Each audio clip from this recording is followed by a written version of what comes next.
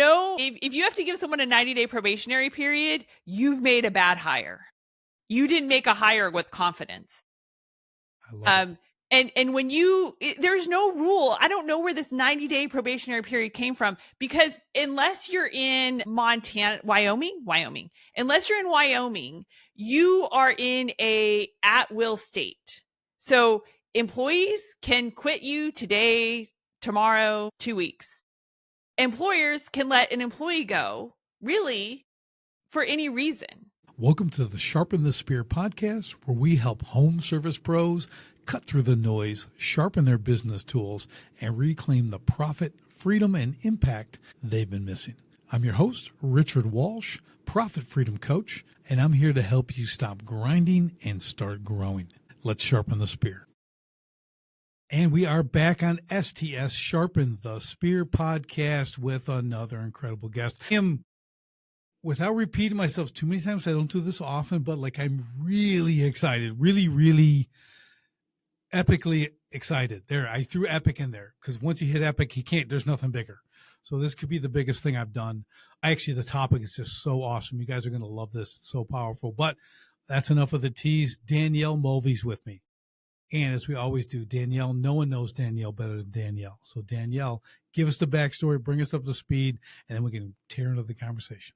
All right. Well, thank you, Richard. I'm excited to be here too. Well, I guess I've been an entrepreneur for over 25 years, and I started my first company and was honestly kind of winging it when it came to hiring. And I did pretty well in those first few hires. And then I got to the point where I was at 7 employees, and I woke up one Monday morning and rolled over in bed and asked myself, can I call in fake sick to my own company? Because I didn't want to face another day, let alone week, with Larry, the graphic designer I personally hired. And of course, I didn't call in fake sick to my own company, but I resolved myself to take 3 immediate actions that day. Number 1, I moved Larry to, quote, alumni status ASAP. Second of all, I decided I really needed to figure out how to make consistently better hires. And then number 3, I, had to set the bar and said, I'm never going to settle for less than what I now call a 5-star fit for the role. So the last, 20-ish years have been spent really perfecting and mastering how to, recruit, hire, and retain what I call 5-star employees, and to the point where have multiple businesses that do $50 million a year in annual revenue, but I only have to spend 10 or 15 hours a week overseeing those operations because I have teams of 5-star employees. And then I have a dear friend who wrote Profit First, and kind of teamed up with him on things. And when we realized what was still harming or hurting entrepreneurs in terms of their profitability was that even though they implemented Profit First as their cash management system, it was the expenses that was killing them. And their largest expense is typically payroll. Yep. So when you have employees who are just collecting a paycheck and not producing a 3.5x return on their payroll, that, my friends, is killing your profitability. And so peeling back the layers, well, why is this a problem? And it was because they, like I did, are winging it when it comes to hiring, when you really need to be objective about it and such. So I'm excited to talk to you today. We're aligned on when it comes to employees and organizations. So I'm excited. Let's dive in. Yeah, it's awesome. And I'm going to sidetrack once. So Larry, okay. I had a couple Larrys out. One was a project manager. Okay. And Larry cost me a lot. Okay, like my best crew ever, things like that. I had to get him back. But there's another Larry, and that was we had a rooster named Larry, okay, a real rooster at my home. And Larry had to go because Larry would like to crow at 4 a.m. outside my daughter's window. So even Larry the rooster was no good, okay? I'm just making a point. He went to a better place. I'm just going to say that. We moved him down the road to someone else's place. But Larry's can be trouble. That's all I'm saying. So, yes. But Danielle, enough of that. I'm excited. I'm excited for the conversation because this is, like you said, it's a huge sticking point. And Profit First, Mike Micklowitz, right? He wrote that great thing. He did Pumpkin Plan, did a bunch of other books. I'm part of all that, did that kind of stuff too. But it really is this sticking point of people. Okay. I wrote a blog post way back. It was, Society's Weak Link, people.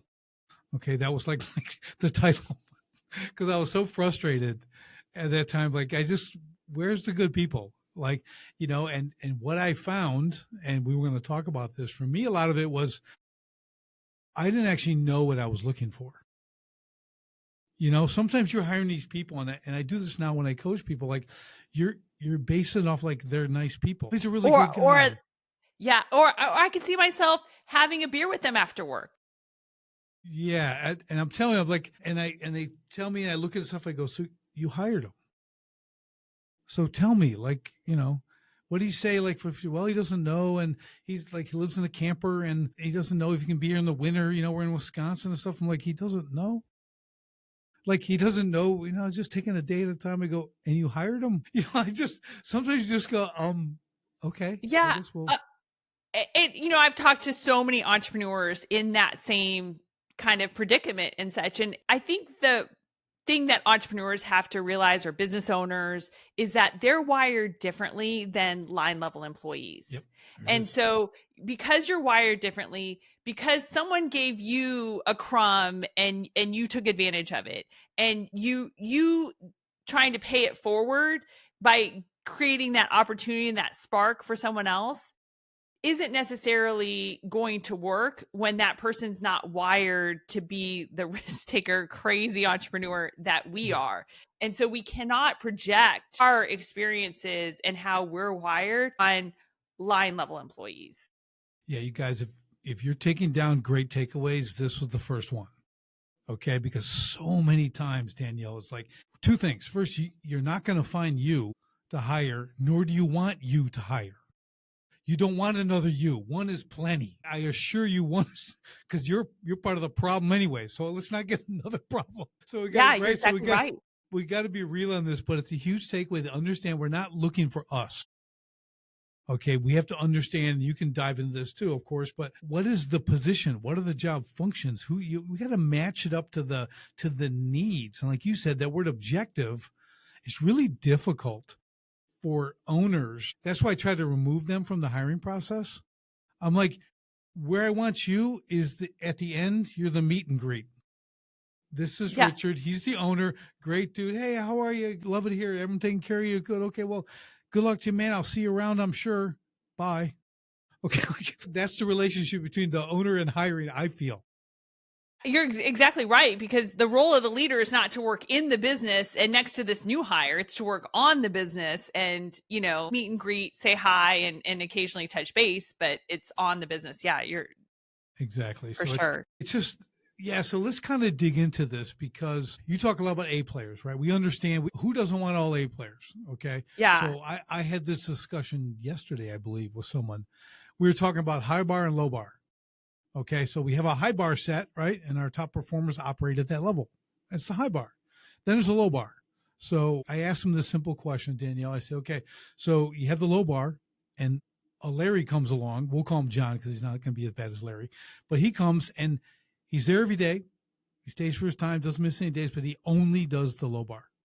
Yeah. That's all he does every day. And I ask, is he a good employee? Okay, and people are like, no, he's not. I go, well, I'd say he is. Because you set the low bar, for one. Secondly, if I can get someone to show up every day and do exactly what they're supposed to do, like, I need those people. That's potential. There's potential, and you can slowly creep up the low bar.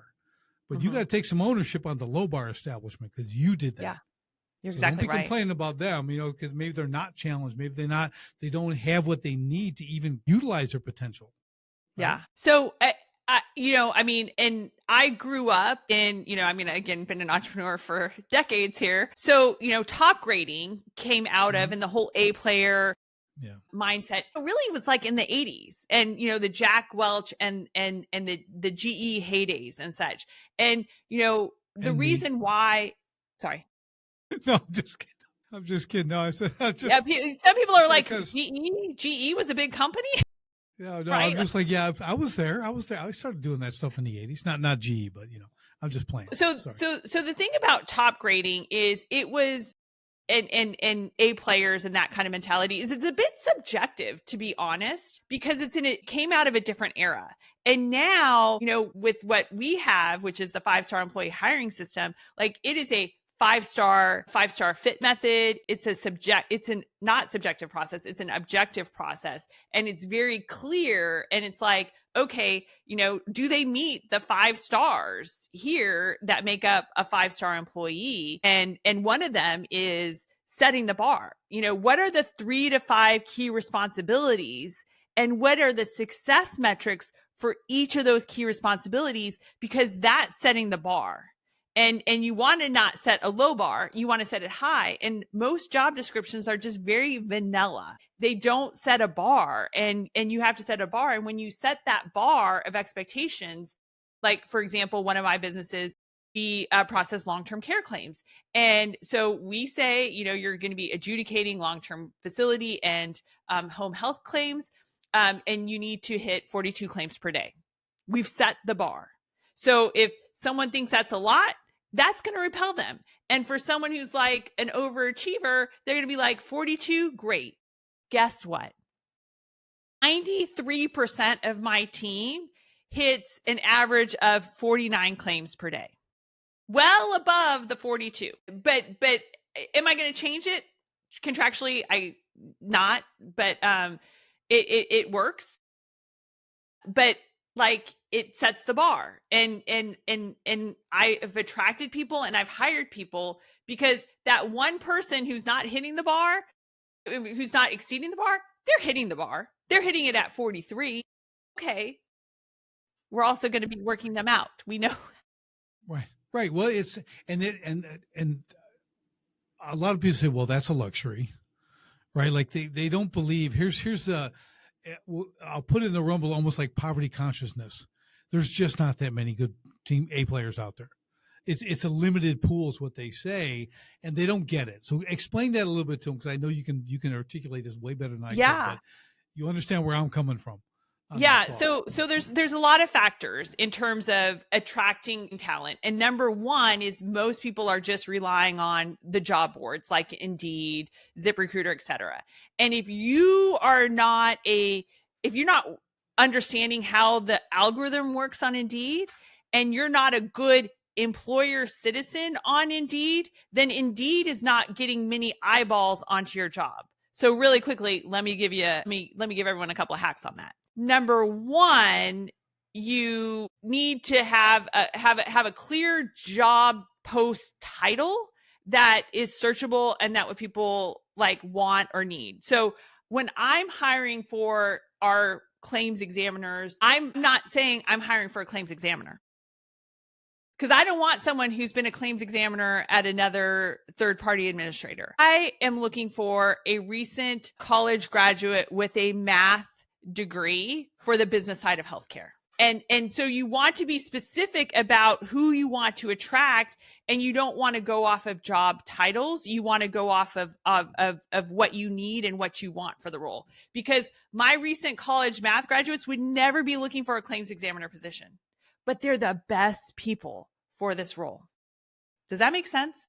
Yeah, because here's the thing, and I have manufacturing clients and stuff too, that they have a CNC machine, right? And they got to do whatever you do with that. And they're like, I prefer the blank slate. Yes. I want someone who's never worked. Everyone's thinking, I've got 20 years experience. You go, oh, you're going to be a nightmare. Because you're going to be your way, their way. I do it this way. And then, no, we do it this way. So you start with the blank canvas. Like you said, they got the general skills. Okay. And it just gets applied. Yeah. You apply their general skills the way you do it. Right. Yes, exactly. And the other hard thing too is when let me finish another quick hack about the job boards. So the job post title is important. You want to have the job post not be more than 700 words. There's a lot of other little things there, and you want to be as specific as possible, as quick as possible, and don't be vanilla or vague. Then the other thing that is really, really, really important is Indeed is for employees. And Indeed says mentality is, and they're the number one in terms of market share. If we have the most employees, we'll have the most employers. And so they want good employer citizens posting jobs. And to be a good employer citizen on Indeed, you need to be working your candidates daily. And if you're working your candidates daily and you're updating their status in Indeed, then Indeed is going, great. They are giving feedback. They're giving these candidates a good experience on Indeed. They're a good employer citizen. Let's give more eyeballs to this job post. Yeah. It It's kind of goes that back to, simple. It is yeah, it's that kind of, simple. You can't put a job out there and just let these applications pile up. it's kind of that Google philosophy of it's the customer experience. What is the Yeah, experience? Like we're making it easier and better and easier. And, you keep doing that because it is, you're right. It's employees, it's people looking for work. Owners are just posting when we need something. So yeah, important. but I also say that your best new hire is probably not coming from the job boards. So you have to use the job boards, absolutely, but you need to cast a wider net, and you need to be finding the pools where, your best employees have come from previously, because birds of a feather flock together. And so it's being creative about things. It's finding new opportunities to tap into people, because 40% of employees are not happy with their current job. They're not a 5-star fit, but they have a job. But you could be that 5-star job for them. And they're just not looking. So how can you get in front of people who aren't on the job boards? And that's by casting a wider net and being creative, because those good people are out there. Yeah, this is what I want to ask you. So I have kind of a philosophy I share with my clients in the hiring thing. I said, well, first of all, I tell them in general, we don't hire the unemployed. Okay. I'm like, because they're unemployed for a reason. Now I get it. They could be like, oh, yesterday. And what I said, in general, okay, I want someone who's working, who's looking for that next step. I want to be that, like you just said, I want to be the 5-star employer. Okay. So my whole thing is like, because if they're working, they get it.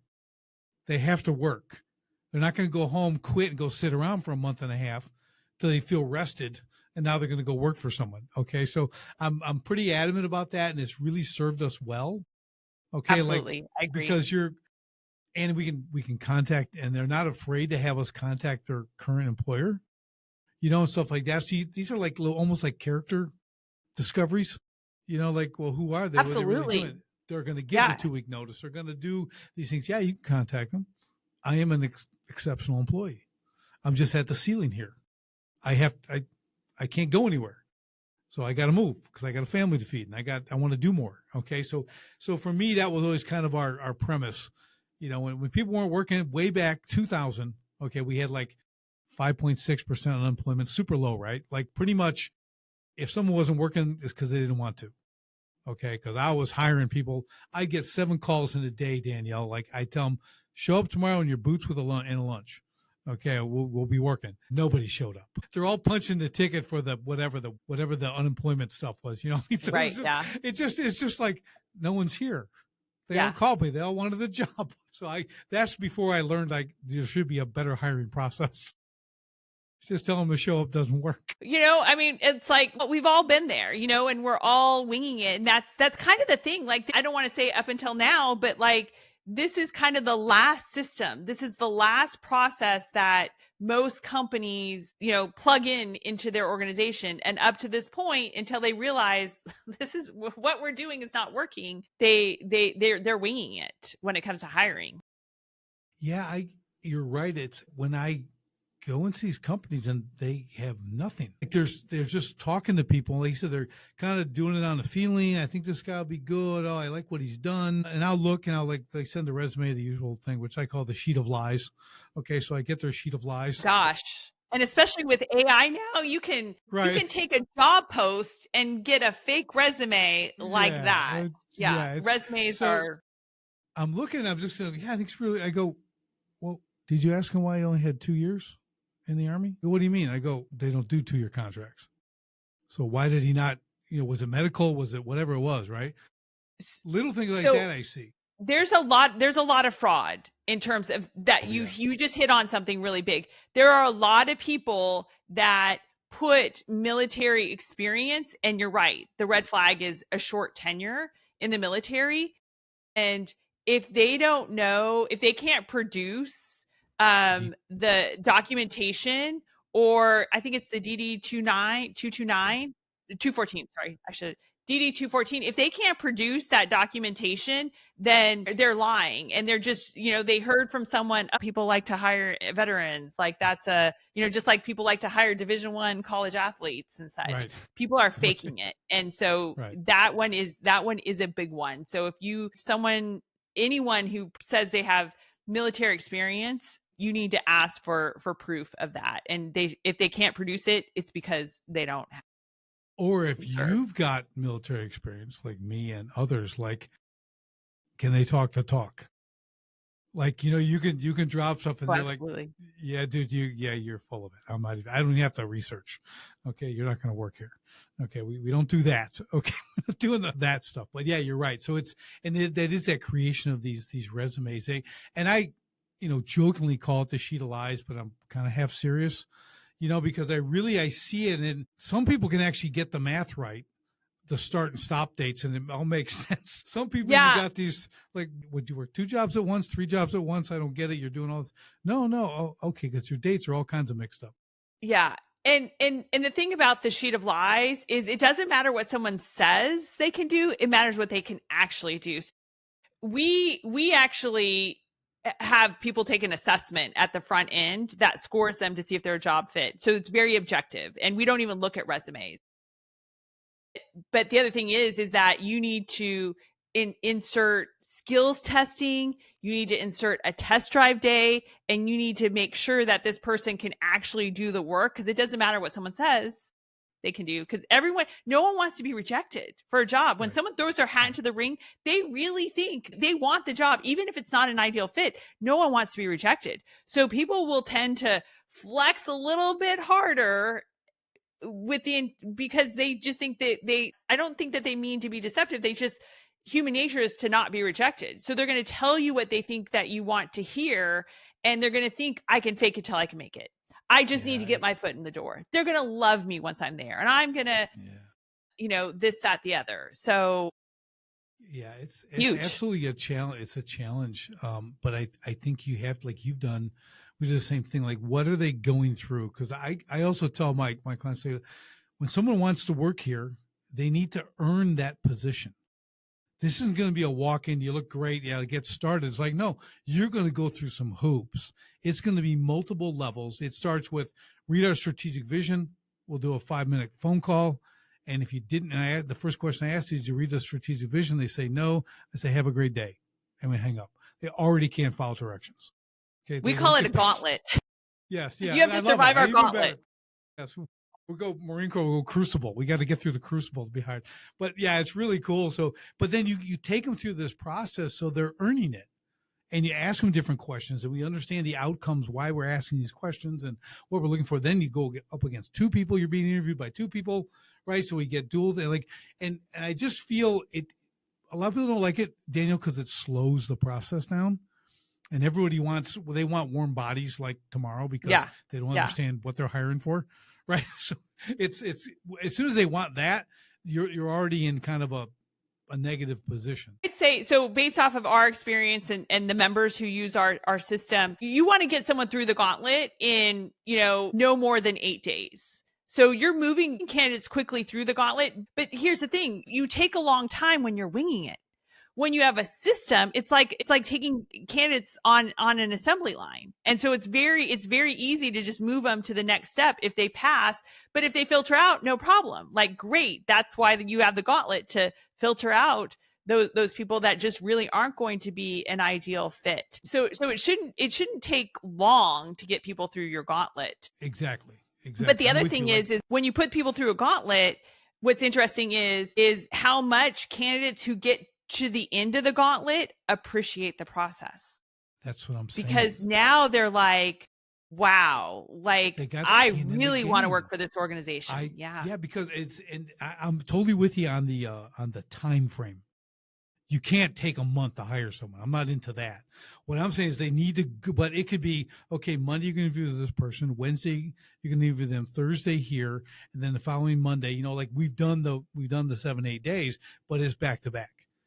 Basically, right? And you take them through the whole process. But like I said, when they earn that right to be hired, when you're dialed in, this is a big thing. You're exactly what you're talking about. When you have a process, okay, and this is about congruency in your business, okay, from the first call from that Indeed post, or you meet them on the street or see them in Home Depot, I don't care where it is, there's a process to how you do things. When they see that and then you do it, then they get into the business and you have all their job functions and you have the house and they have a total clarity of how to win every day. What does success look like on the day, the week, the month, the quarter, the year, right? Like they're going And to it's go, quantified. Yeah. exactly. They're going, I like this place. I know what I have to do every day. Like you got the 42 minimum, right? They understand that's winning. If I break 42, I'm winning. Okay. And that's what people want. And but they have to see it from the very beginning.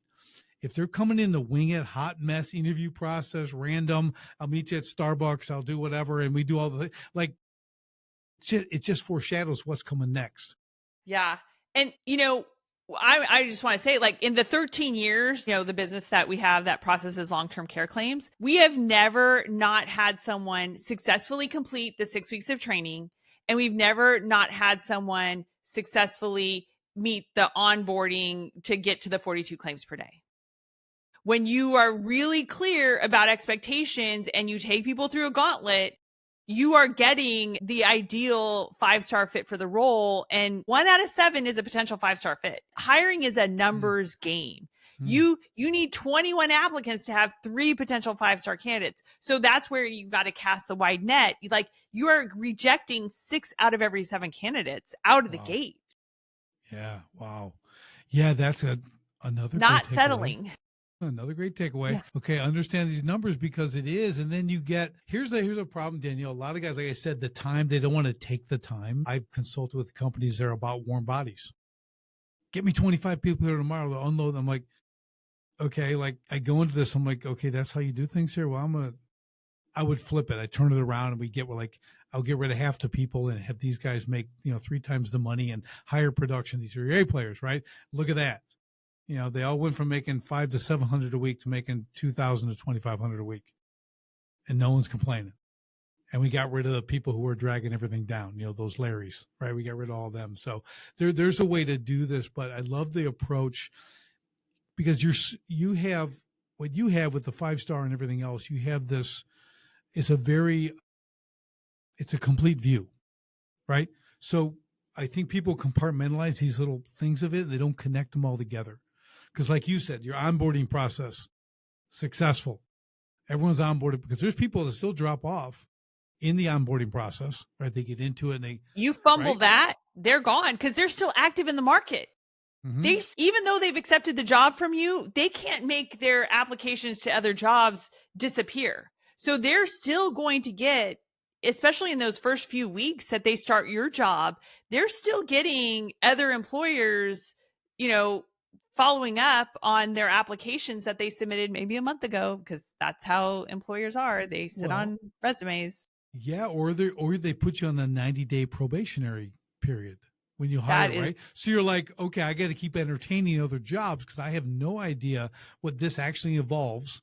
But now I got a clock ticking. So can we talk about the 90-day probationary period? Yes, please. I want to hear No. If you have to give someone a 90-day probationary period, you've made a bad hire. You didn't make a hire with confidence. I love it. And when there's no rule. I don't know where this 90-day probationary period came from, because unless you're in Wyoming, unless you're in Wyoming, you are in a at-will state. So employees can quit you today, tomorrow, 2 weeks. Employers can let an employee go, really, for any reason.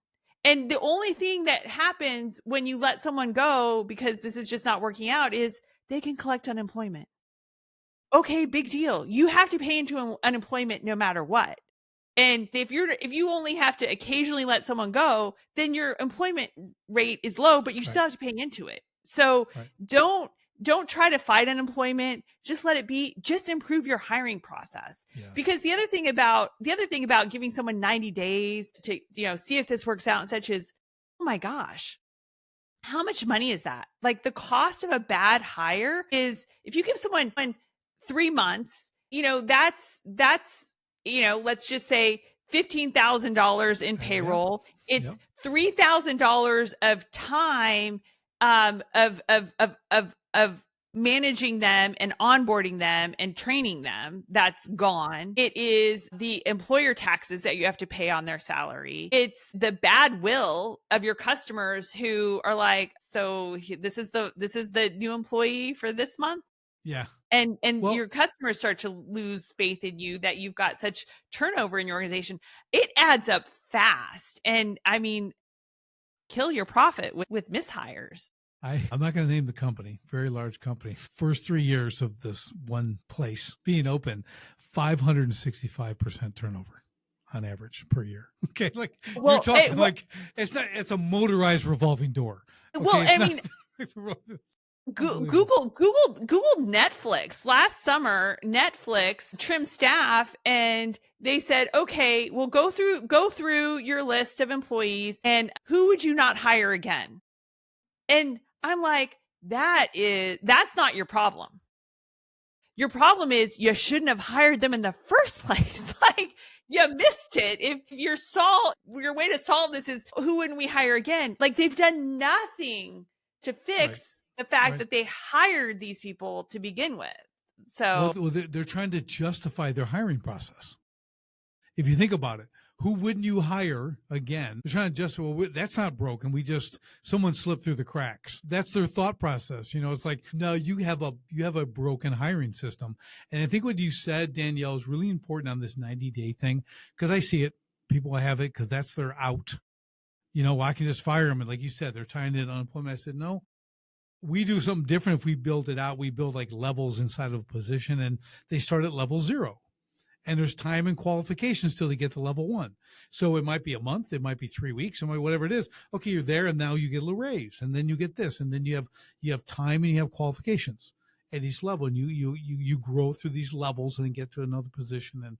And there's a path. It's a clear path, which is what people want. That's what people want. They want to know where am I going? How do I get there? Don't put a bend in the road. Make it very clear and direct. And the other thing too is that if you make a 5-star hire, if you confidently make a 5-star hire, then they come in and they hit the ground running.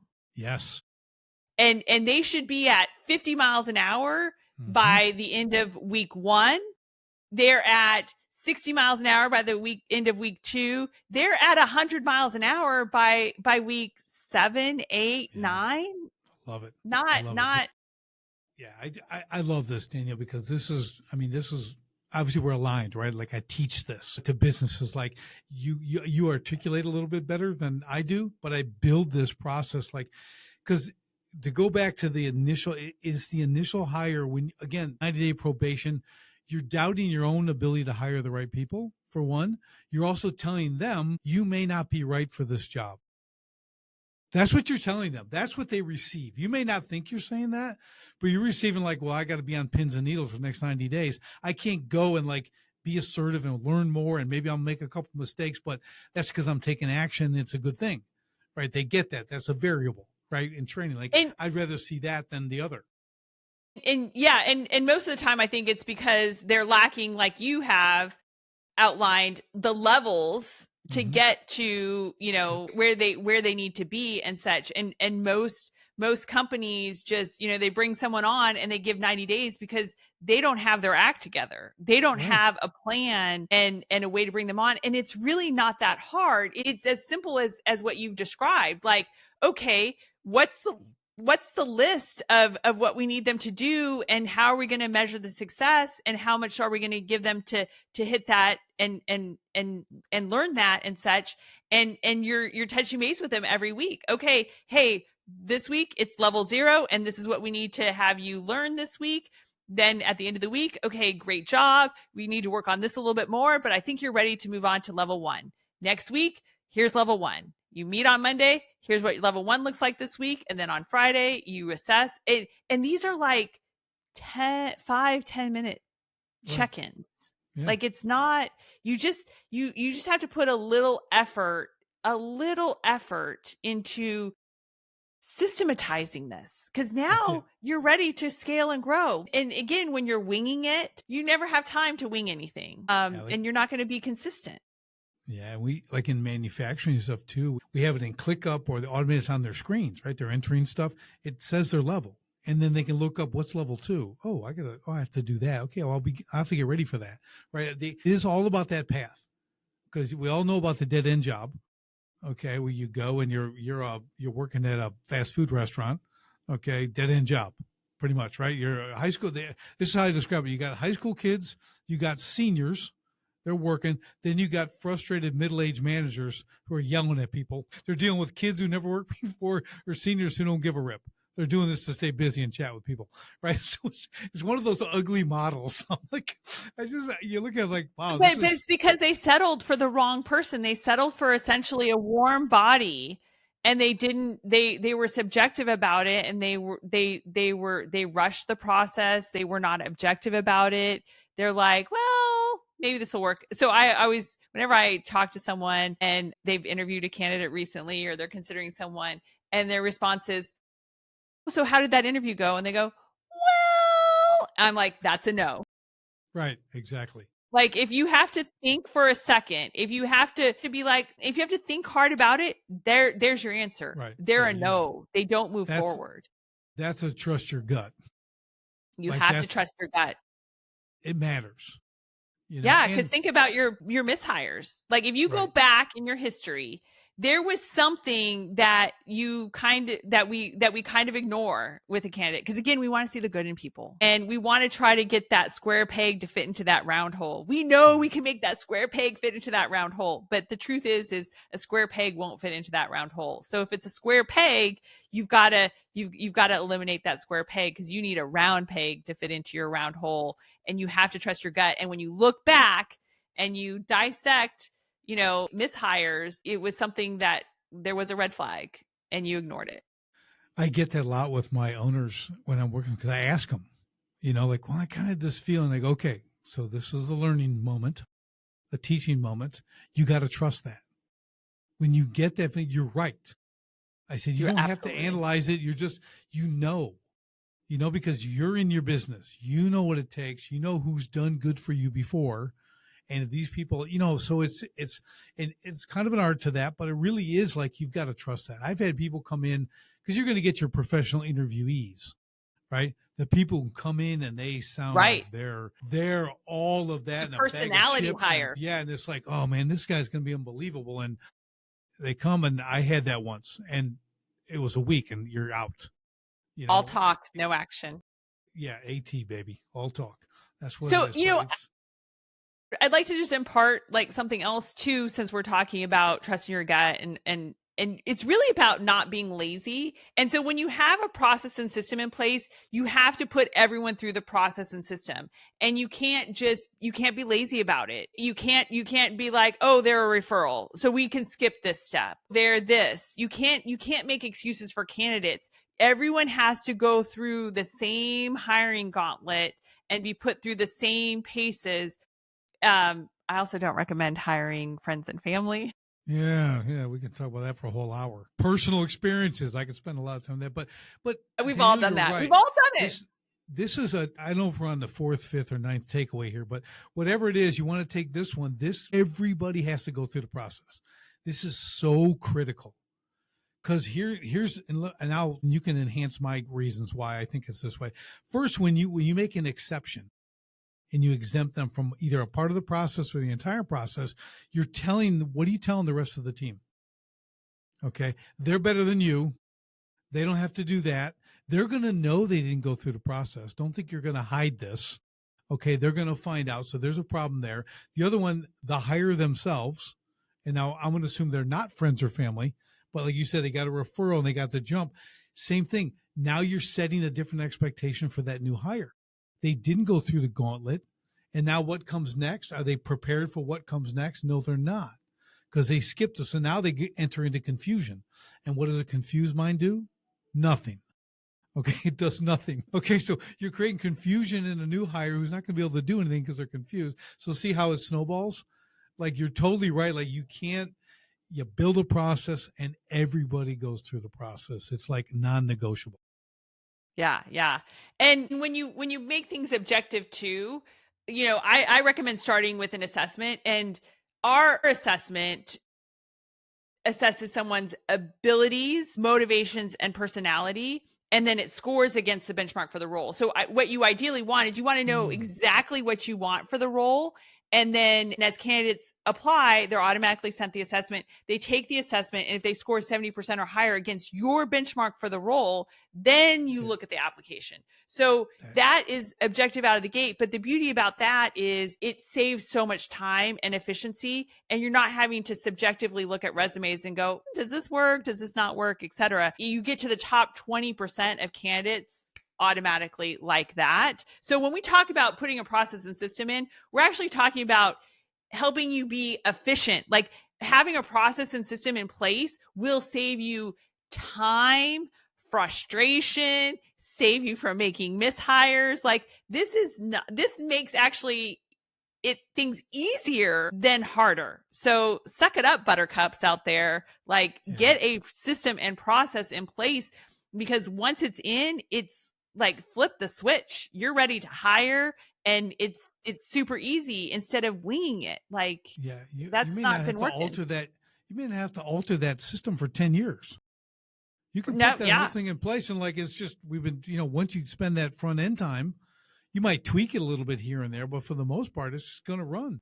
Yeah. So, I mean, like every 2 years, I update the benchmark for our assessment with our long-term care claims examiners, because the team iteration gets better and better over time by kind of, we just incrementally raise the bar on the benchmark for the role. So, every 2 years I take, the top claims examiners, because this is not, our team moves on and gets promoted to other positions. So I'm talking about our entry level position here. It's evolved over time, and it just gets better and better and better. And that's really like, we just raised the bar, and but we've changed nothing else in our process. We're still asking, we still have the same interview packet for our deep dive interview that we've used for all of these years. It works.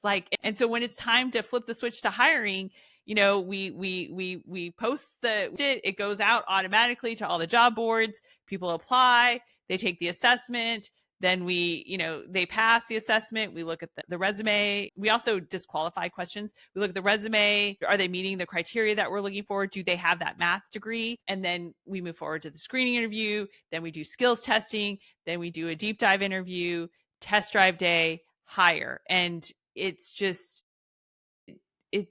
I find great joy in it. Like I love it, but I'm not looking at 100 applications. We get 80 to 100 applications, but I'm only screening 10, 15. We're only deep diving with 5, and we're making 1 hire.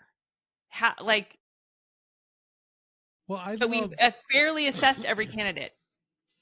I love go back to the very beginning with the assessment, because I like what you did, because I was kind of waiting to see how you were going to do this with the assessment, because the assessment is general, and I don't know if it's personality skill combination, but it's almost like you're assessing character.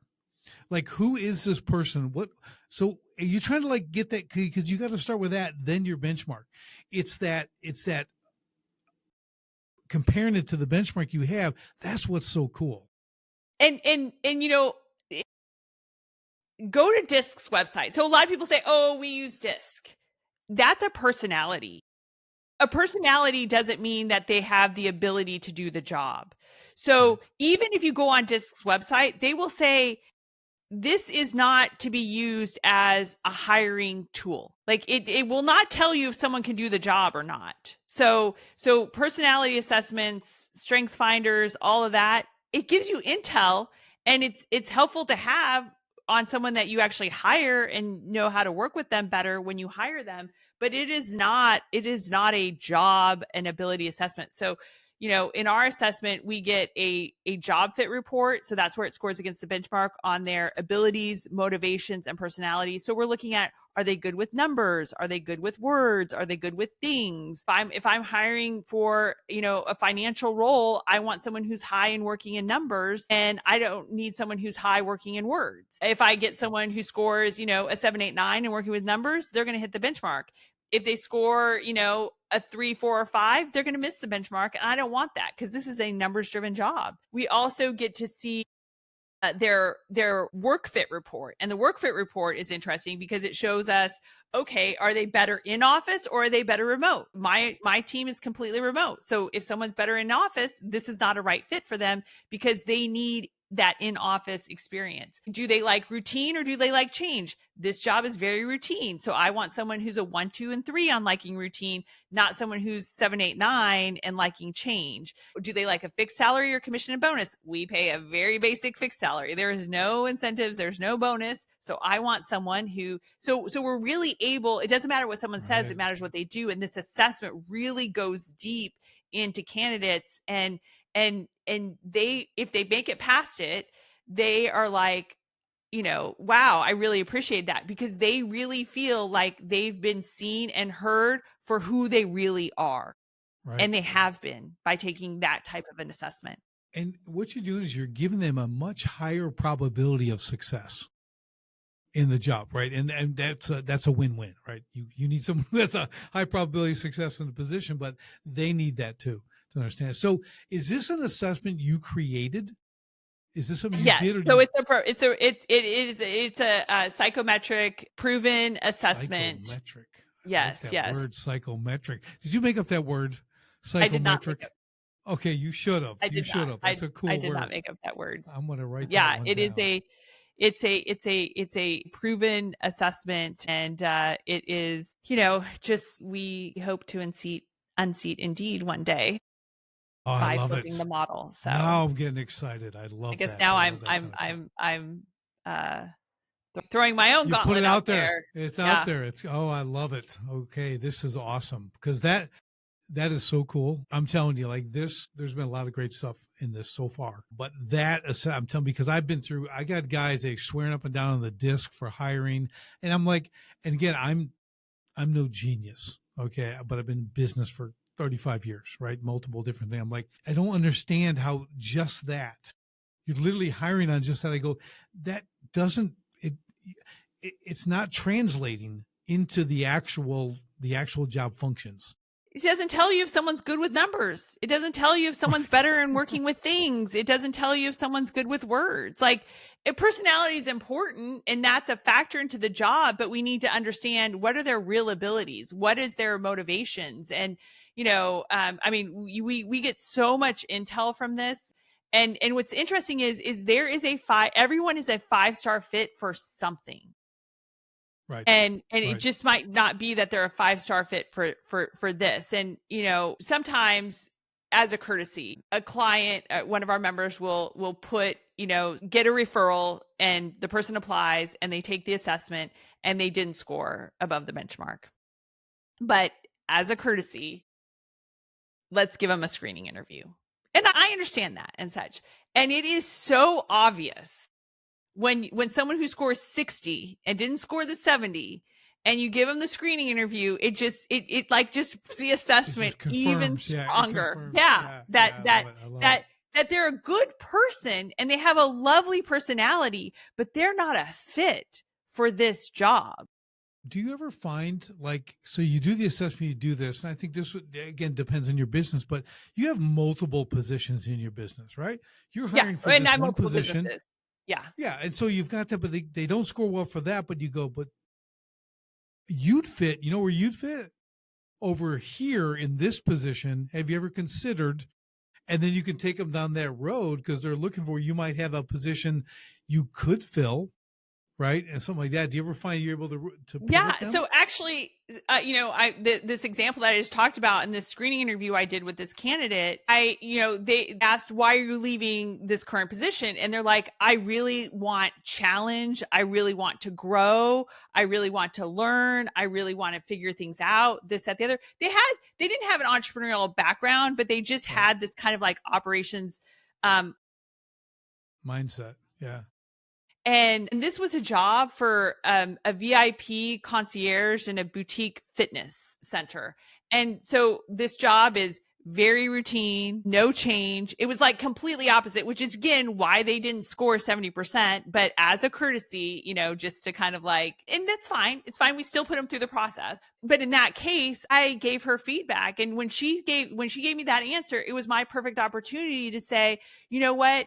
This isn't going to be a good fit for you because this job is very routine. There's really no growth. This is going to be the same thing day in and day out. And we're looking for someone who likes routine, who wants to just follow checklists, etc. But you know what? You have a great, I think something in operations would be great for you if you're always wanting a challenge. Like there's always things that need to be fixed or improved upon and such. So maybe looking for an operations type role, or I said social media. You're always chasing the algorithm. The algorithm is changing by the day, by the hour and such. And so there's always new challenges and changes with that.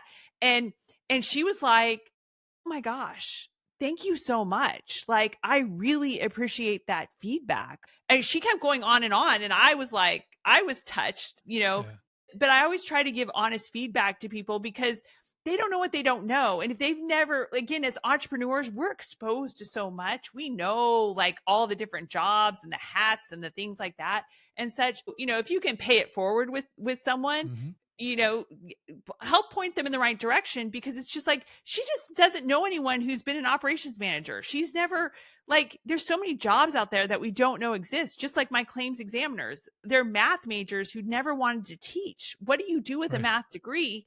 They would never know that their future is in third-party claims processing. Right. That's amazing. I think the thing I love about it the most, Danielle, is the data points, right? Like, because hiring has been so subjective. Like, I have dove into data a lot in the last number of years, right? I'm really starting to understand, like, and I'm not like nutty about it, but I'm like, I need something real to make a decision on now. I don't do what I did my first 20 years of business. Okay. Where it's just me making decisions on the fly, and I do it and they usually turn out okay because I'm a sharp guy. And then I lost everything in 08, 09 because I was never reading the real data. And you and I have both been entrepreneurs for decades, and things have evolved, and the data's there. Like, again, how GDE was hiring worked in the 80s, but there's the internet now. There's people applying online. There's ways to automate things and such. So, it's changed over time. But when you see it, when you start to look at it in real time, all these data points, now you got to be kind of sharp too, because you can misread data, right? You can also have bad data, right? That's not really relevant. And sometimes you get that, and it adds to a situation that kind of skews the decision process as well. But in general, it's so great to go to that, because it really can increase your confidence in hiring. I hear all this that we're talking about today. Most business owners, again, they have zero confidence in hiring. They just don't have, because they can't attach it to anything except he sounds like a good dude. Oh, look, he's got his own tool belt. You know what I mean? It's like, oh, he can work a skill saw. I mean, I don't know. It's like you don't have anything objective to quantify it. Yeah, that's what's been missing. And especially now, again, with AI and people, being able to just fake something like that, resumes are so 1950. I mean, we use the resume in the screening interview just to, kind of like have a baseline of experience and questions, and just, it's used as a filter, but it's used as like a conversation starter. I would not give me judging. Yeah, I get the resume. I kind of get it there in front of me, and I just slide it over to the right and turn it over, like, face it down and go, okay, let's talk. I'm like, I can't. That's, I appreciate it. Like, if you gave me that, but that's not going to base us on the hiring. You know what Absolutely I mean? not. And most employers are cool. it. Yeah, and it's just I don't have that. have that assessment that you have. That, I'm telling you, for me, Danielle, that's kind of a holy grail little item you've got there. And I know you're gonna do what you're setting out to do, because that's a game changer. I'm telling you, that kind of stuff. And I'm just hearing about it today from you on that. I'm like, I never even considered that's a possibility. Super cool. And it'll save the applicant pool time too, because they won't have to be applying to jobs that they're not a fit for. Like the Right. system, it's almost like matchmaking, because we'll see who they are, and we'll know what the jobs are out there and what the benchmarks are for those jobs. And so then we'll be able to pair them and say, oh, okay, here, you two should talk, right? Right. Kind of thing and such. Yeah, they can take the assessment, right, as a start point, so they know, and then now they're in like you said, our now database. They go, okay, I'm not going to look for that job because I don't fit. We'll find the job for them. Exactly. I love it. Or the opportunities for them. Right. It's not like, so cool. It's That's awesome. That is so awesome. I love it. What other cool things do you have that you haven't shared with us? Oh my gosh. Well, I will say that so if you give me 2 minutes, I think I could do this in 2 minutes. So I'll give you 2.5, whatever you need. Okay. Thank you. All right, here we go. So we have a 5-star employee scorecard, and the scorecard is based off of 5 criteria. Number 1, are their core values aligned with your true core values? Because if you want people to think and act like you, this is how you clone yourself. You get people who are aligned with your core values. The relationships that you've had in your life that are no longer are probably because you realize we don't align in core values. And so the same thing applies to employees. Number 2, you want to get really clear on the 3 to 5 key responsibilities and then quantify what success looks like. So there needs to be success metrics associated, quantified, a percentage, a number, a dollar value with each of the key responsibilities. Number 3, you want people who meet the 11 universal qualities of a 5-star employee. And so there are 11 universal qualities that we've seen. And, you need someone maybe to be a 3 in some of them, but maybe you need a 4 or 5 in other of the qualities. But the 2 qualities that are coded red, if someone doesn't meet what you're looking for, they're not limber and they don't listen, then they'll never work in a small business well. You need people who are limber, not flexible, because employees want flexibility. Employers need people who are limber. And then you need people who listen. So if someone is not answering your questions as you ask, they're not listening. And that will drive you crazy, and they will not work out in most small businesses, especially. And so you've got the 11 universal qualities. Then you have the aptitudes and skills for the role. Again, what are the aptitudes? What are the skills that you're looking for? And how are you going to test that and assess that? And then you need to make sure that they are going to produce a 3.5x return on payroll, so that they are a profitable employee. And so I gave you 2 of the 11 universal qualities. If you text the word team to 55444, you can get the entire list of 11 universal qualities and a quick litmus test, so that you can see cool. That's why that person didn't work out. They were missing several of these qualities for what I needed for the role. That's awesome. That is such good stuff. I love this kind of stuff, because it's, the companies I've worked with, helped in this whole hiring. I'm telling you, this is, like you said, they're adjusting this last in their business, when it needs to be the other way. Because like you said, with the 3.5x return, every employee, the great employees, are assets, not liabilities. They're delivering more value than they're being paid for. Right. They're generating that return on investment. Because I used to ask employers sometimes, Danielle, well, if you hire someone new, what's your anticipated time frame for an ROI? Is it 2 months, 3 months, 6 months, a year? How long should they be staying here till you make your money back for the training and investment and the payroll and everything else? And most of them don't know. Right. We measure retention. We measure retention as 18 months, a minimum of 18 months. And our members who use our system have a 90+% retention rate of their 5-star hires, because things happen. I had someone who completed training as a claims examiner, was, 2 months out of training and such, and ramped up, et cetera, and came to me and said, you know what, I'm going to have to resign. My wife got a fellowship at Oxford University, so we're moving to England. Okay, well, that's never happened before. And there, and I thought to myself, do I need to like test for this? Because I'm getting recent college graduates. They probably are married to someone who's pursuing an advanced degree, et cetera. And it's just like, you know what? This happened once at that time, like 8 years. Here's the question though. Did you actually apply it to your success stat, or did you make it an anomaly so it wouldn't affect your success? No, I mean, yeah, no. So, I mean, I guess I haven't.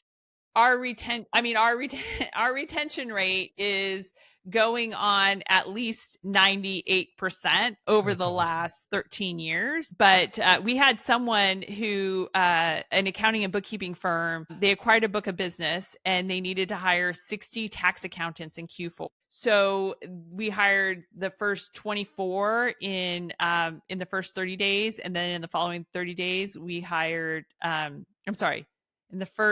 we hired 17 in the first 24 days and hired 18 in the following like 27, 29 days. So in less than 60 days, we hired 35.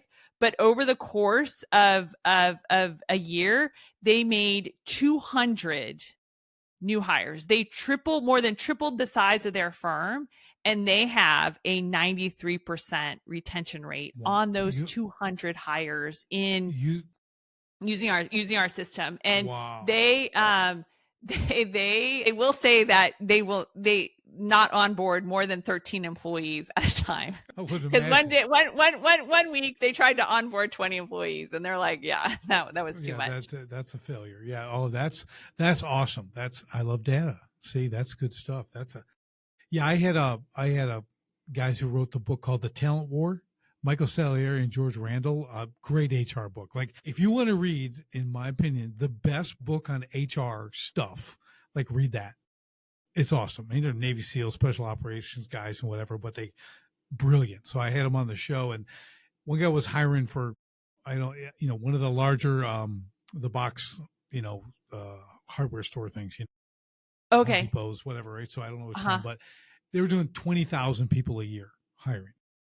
He had to run. He goes, I've hired 20,000 people a year. Can you imagine that hot mess? Yeah. Because they have a system, but it's definitely not your system. But like, that's a whole lot of people. Yeah. But the churn on that was unbelievable. It's, you know what I mean? It's just some of these companies. That's a volume. Yeah. Yeah. It's kind of almost not quite. Do you got a pulse? Can you fog a mirror? Kind of qualifications, but it's around there because it's just the volume and the time frame is so short. It's a very difficult thing. So everyone's got their challenges, but yes, I think in general, I focus on small to mid-sized businesses, and that to me is where what you have and what you offer. This is where it's truly the game changer for businesses, because it is the weakest link, I think, in any business. And there's a lot of weak links that have to be fixed.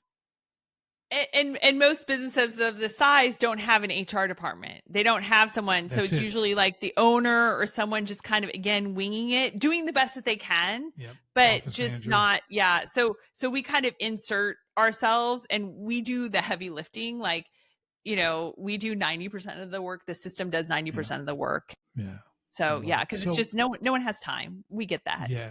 This is so let's do this as we wrap this up. How do people get in touch with you? How do they follow you? How do they get acquainted with this system, get the system, hire you guys, whatever that looks like? Because I don't know completely, but share that, because this is what, the best way to connect with us and such, and to kind of like really see this in action, is to get that litmus test of the 11 universal qualities. And that you can get by texting team to 55444. And, then you'll get that, and then we can connect there. You'll get a way to connect with us that way. Awesome. That is so easy. See, I like that. This is why systems are good. You do one simple thing and it starts the whole chain. I love it. We will not inundate you. We will just impart a little bit of knowledge with the 11 universal qualities. Right. But I'll tell you what, if you guys are still listening, and I know you would be, because you unleashed a lot of great stuff in this, Danielle, like a lot of things that people haven't heard, they haven't thought about, they don't know there's really a good system. We're trying to create our own and doing that kind of stuff, and something that has a success rate like yours, has this thoughtfulness, has this ability to run that gauntlet and put all this together. Guys, these are investments that'll change your business. I'm just telling you, like, look into it, text that number, start the process, because I don't know. I just love it. When I hear the right things, Danielle, I'm like, yeah, that's the missing link. That's what people are missing. So this has been so much fun. Any final takeaways for anyone? I know we've had a lot. Give us one more if you got it. Yeah, it's really simple. Never settle. Never settle. Yes, I like it. Your 5-star fit is out there. Never settle. Yes, I love it. I love it. It's true, guys. Don't throw your hands up. Find the system's going to work for you and get you the top players. That's what's going to change your business, and that's what's going to free you from your business. Just like Danielle, multiple 50 million plus companies, spending 10 hours a week. That's the dream. That's because she hires the right people. They run the business. So I love it. Great takeaways. Awesome time today, Danielle. Thank you so much for just giving us this time and sharing with us. And for everybody else, we'll see you on the next STS podcast. Thanks for tuning in to Sharpen the Spear podcast.